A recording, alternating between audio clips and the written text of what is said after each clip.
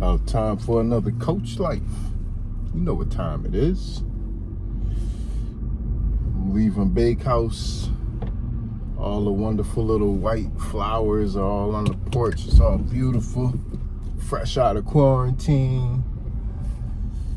You know, Coach Life.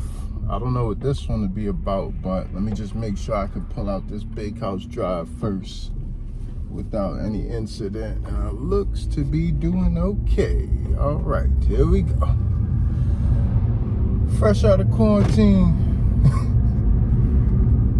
Yeah, so I sat with the darkness last night. And by that I mean I completely forgot that I was supposed to really feel everything, but I was already in a space where I was ready for it. So for those of you who are like, what in the world is he talking about? I've been writing again, and I think it's a blue paper, and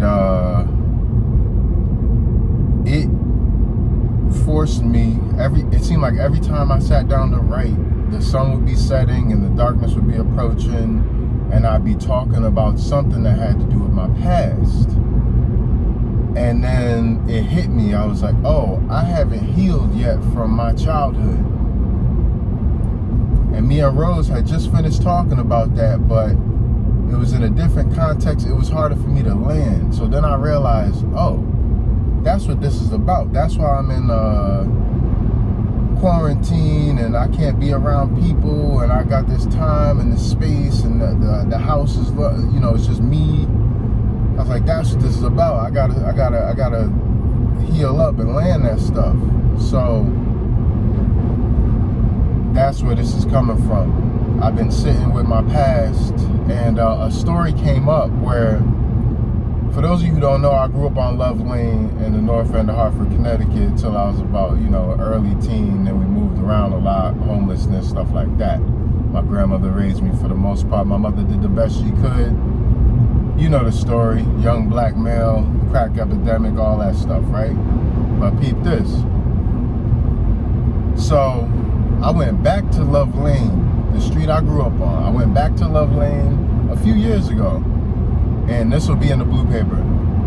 And because a nonprofit had bought the old factory in Streets, is called the Broken Window Capital of the World, and it's an old. I had to do the research on it.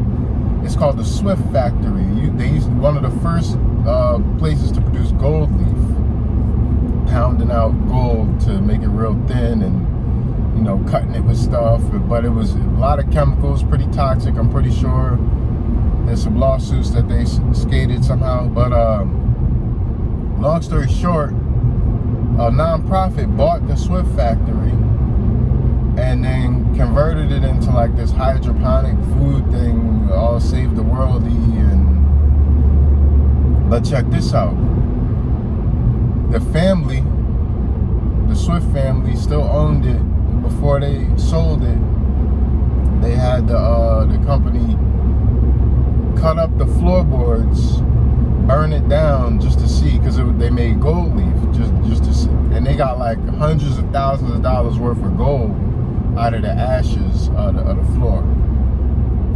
So anyways, I went to go meet with this nonprofit called Community Solutions, who specializes in distressed community stuff.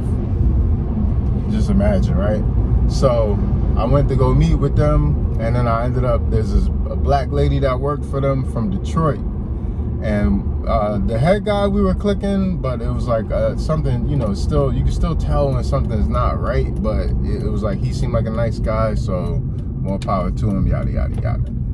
So I'm building with this lady from Detroit, and she everything is right. I'm like, okay, she's my people, like we clicking, we talk. She asked like what it was like to grow up on Love Lane, and we're on Love Lane. It was like the most bizarre, trippy thing ever, right? So then I talked for like an hour, and I tell her about everything, and like I tell her about the violence and my distaste for it, and something changed in our conversation where she was rocking with me, we was clicking, but then once I started, when I told her about the violence and my distaste for it, like we just kind of, her expression changed and everything. And I asked her about it, and she was like, empathize with me, but then she got sad. And I was like, what's up? And she was like, oh, that's so sad. And I was like, what?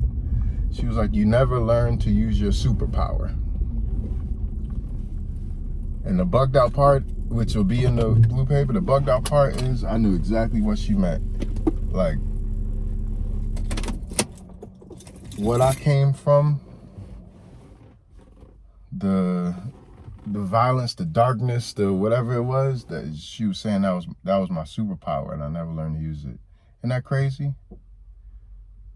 And we're on Love Lane, like at a, in a factory that, in my childhood, that factory was never up and running. It was just broken windows. It was a place you could not go.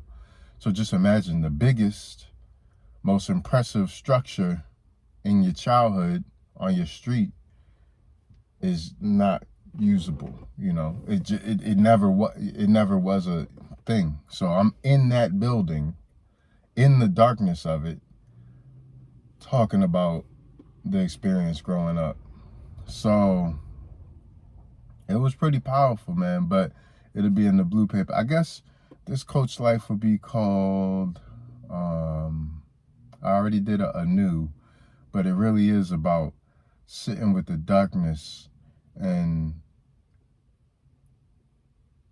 coming to terms and integrating all of you. So maybe integration, maybe darkness. I don't know. Anyways, Coach Life.